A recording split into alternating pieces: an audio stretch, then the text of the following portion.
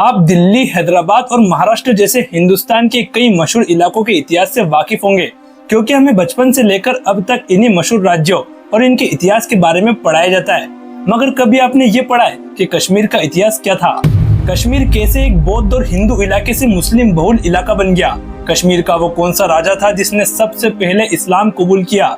और आखिर कश्मीर में इस्लाम कब और कैसे आया? इन्हीं सब सवालों के जवाब आज हम इस छोटी सी वीडियो में जानने वाले हैं। इसलिए आपसे इल्तिजा है कि वीडियो को आखिर तक जरूर देखिएगा और वीडियो पूरी देखने के बाद इस टॉपिक पर अपनी क्या राय है कमेंट करके भी जरूर बताइएगा।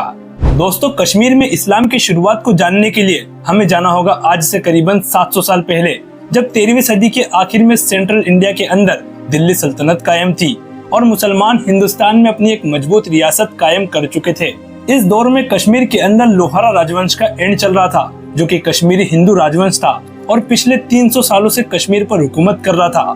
साल 1320 में लद्दाख और बलूचिस्तान के एक बौद्ध राजकुमार रिंचन ने कश्मीर के commander in chief Ramchandra Lohara को कत्ल करके कश्मीर पर हुकूमत कायम कर ली और लोहारा डायनेस्टी का खात्मा कर दिया। रिंचन एक तिब्बती मूल का बौद्ध शासक था, जो कि अब कश्मीर का राजा बन चुका था। वो कश्मीर में बुलबुल शाह नामी एक सूफी बुजुर्ग के राब्ते में आया और इन सूफी बुजुर्ग ने रिंचन को इस्लाम की टीचिंग और इक्वालिटी सिस्टम के बारे में बताया, जो कि उस राजकुमार को बहुत पसंद आया और उसने इस्लाम कबूल कर लिया। रिंचन ने इस्लाम कबूल करने के बाद अपना नाम सदरुद्दीन रखा और ये कश्मीर का पहला मुस्लिम शासक बना। मगर दोस्तों, यहाँ पर आप ये सोच रहे होंगे कि कश्मीर के राजा ने इस्लाम अपना लिया था, इसलिए उसने अपनी प्रजा को भी फोर्स किया होगा इस्लाम अपनाने के लिए और इस तरीके से इस्लाम कश्मीर में डायरेक्टली या इनडायरेक्टली तलवार के दम पर ही फैला है। तो ऐसा कुछ भी नहीं है। हमने जिन बुजुर्ग की बात की है, जिन्हें इतिहास में बुलबुल शाह के नाम से ही जाना जाता है, ये रिंचन शाह से पहले जो लोहारा डायनेस्टी थी, उस दौर में ईरान या तुर्किस्तान के इलाके से कश्मीर आ चुके थे और उस दौर से इन्होंने कश्मीर में इस्लाम का शांतिपूर्ण तरीके से प्रचार प्रसार शुरू कर दिया था, क्योंकि उस वक्त कश्मीर में हिंदू और बौद्ध मजहब के लोगों के बीच आइडियोलॉजी वॉर चल रही थी और ऐसे में बुलबुल शाह ने कश्मीर के लोगों को इस्लाम की एकेश्वरवाद, समानता और हमदर्दी की टीचिंग दी, जो कि वहाँ के लोगों को काफी पसंद आई और वहाँ के लोग इस्लाम से जुड़ने लगे। राजा रिंचन की हुकूमत सिर्फ 3 साल तक ही कायम रही और फिर उनकी मौत हो गई। इनकी मौत के बाद इनकी पत्नी कोटा रानी ने हुकूमत संभाली। इनके दरबार में एक मुस्लिम दरबारी था, शाह मीर, जो कि खैबर पख्तून या फिर सेंट्रल एशिया के इलाके से कश्मीर आया था और उसने कश्मीर में अपना काफी इन्फ्लुएंस कायम कर लिया था। शाह मीर ने 1339 में उदयन देव को गद्दी से हटाकर कश्मीर में पहली मुस्लिम रियासत की बुनियाद रखी, जिसे सल्तनत ऑफ कश्मीर कहा जाता है और यहाँ से कश्मीर में पहली इस्लामिक रियासत की शुरुआत हुई और अब तक कश्मीर में काफी हद तक मुस्लिम आबादी भी बस चुकी थी। लेकिन अभी भी कश्मीर पूरी तरीके से मुस्लिम आबादी वाला इलाका नहीं बना था, यानी अभी भी कश्मीर में हिंदू आबादी बहुसंख्यक में थी। शाह मीर ने कश्मीर का हुक्मरान बनते ही कश्मीर को रिफॉर्म करना शुरू कर दिया और जो कश्मीर मंगोलों के हमले से बर्बाद हो चुका था, उसे दोबारा से आबाद किया।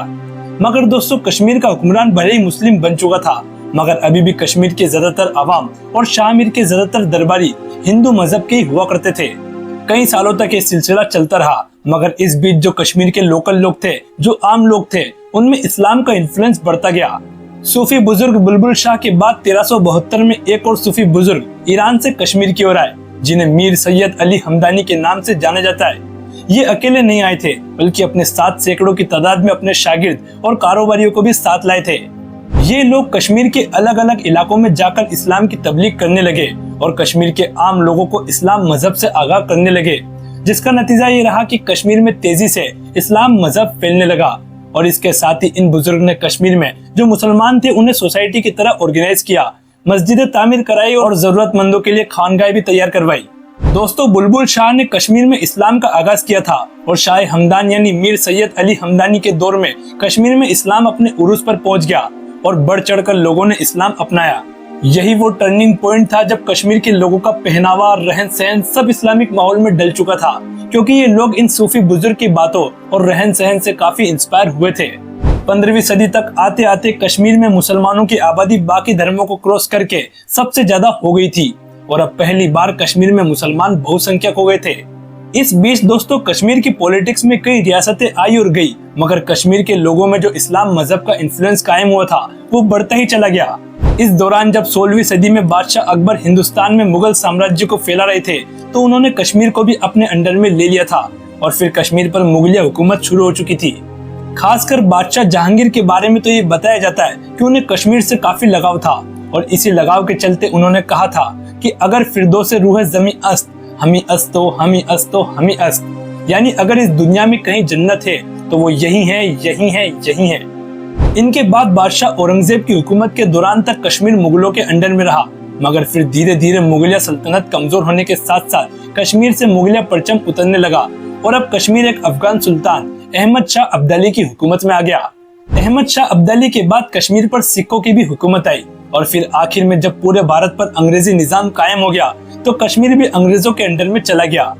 इसके बाद दोस्तों क्या क्या हुआ इससे हम सब वाकिफ है और जो मसले खड़े हुए उसे दोनों देशों के लोग आज तक फेस कर रहे हैं। खैर, आपको हमारी ये कोशिश अच्छी लगी हो तो वीडियो को लाइक जरूर करिएगा। मिलते हैं ऐसी किसी और नॉलेजेबल वीडियो के साथ, तब तक के लिए अल्लाह हाफिज।